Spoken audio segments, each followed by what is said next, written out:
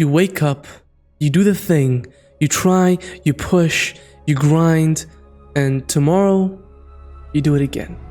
Same effort, same exhaustion, same quiet question whispering in your head. What's the point? Now imagine this.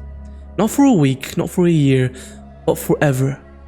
A man, a boulder, a mountain.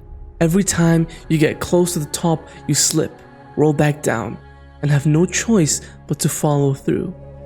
That's the story of a man called Sisyphus. And if you've ever felt stuck, burnt out, unmotivated, or quietly terrified that your life might just be one long loop, then you're already living inside the Sisyphus trap. The myth of Sisyphus is often explained as a story about punishment, but that's not what makes it terrifying. What makes it terrifying is how familiar it feels. Because Sisyphus isn't just a mythological figure, he's the student who studies endlessly and still feels behind. He's the creator who uploads and gets no traction. He's the gym goer who loses progress the moment life gets too busy. He's the person chasing meaning and wondering why he keeps slipping away. Today, I want to talk about why the desire for meaning itself becomes a struggle, and how the myth of Sisyphus exposes something deeply uncomfortable about being human. Let's start with the myth itself. Sisyphus was a king, clever, arrogant, and worst of all, he thought he could outsmart the gods. He cheated death twice, he exposed Zeus's secrets, he manipulated Thanatos, the god of death itself, and the gods don't forgive that. So they gave him a punishment designed not to torment the body, but to crush his spirit. He would roll a massive boulder up a mountain, and just before reaching the top, it would fall. Every time. No finish line, no reward, no escape. Just effort without resolution. And here's the part people miss. Sisyphus isn't being punished with hard work, he's being punished with meaningless effort. Here's why myth has stuck with us for thousands of years. Because humans can tolerate pain. We can tolerate torture. We can tolerate struggle. What we cannot tolerate is suffering without meaning. That's why two people can do the same job and one feels fulfilled while the other feels dead inside.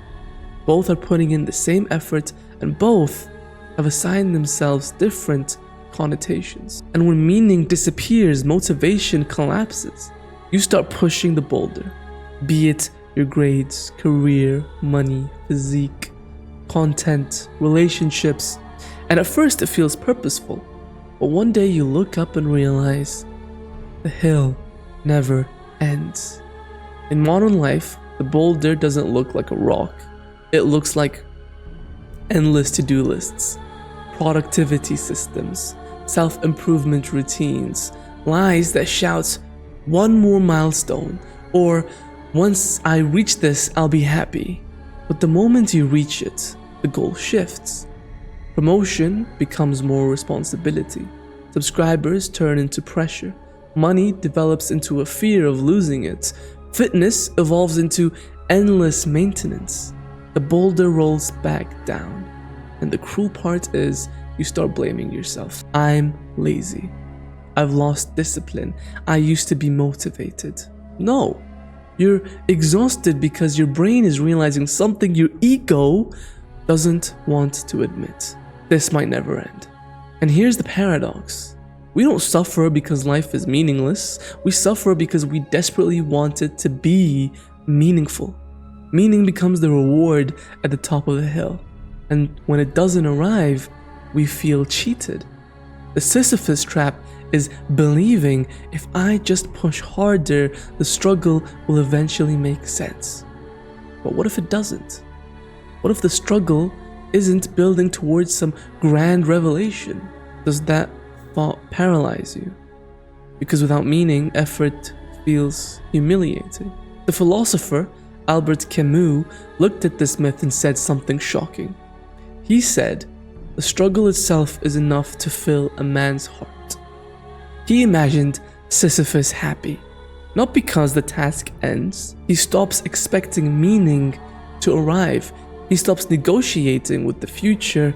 He pushes the boulder not because it will lead somewhere, but because it's his boulder. That idea is frightening because it removes the comforting lie that meaning is waiting for us. Another reason the Sisyphus trap hurts so much is because it feels isolating. Everyone else looks like they figured it out. Social media shows success without exhaustion, happiness without doubt, purpose without confusion, but what you don't see is that everyone is pushing a boulder. Some just hide the sweat better. Loneliness isn't about always being alone. Sometimes it's about believing you're the only one struggling without answers. There's a moment, usually late at night, where motivation dies. Not dramatically, quietly. You're not sad, you're not angry, just empty. You ask yourself, why am I doing this? And why does that question scare me? Because deep down, you're afraid the answer might be, I don't know. And that's when the boulder feels heaviest. So how do you escape the Sisyphus trap?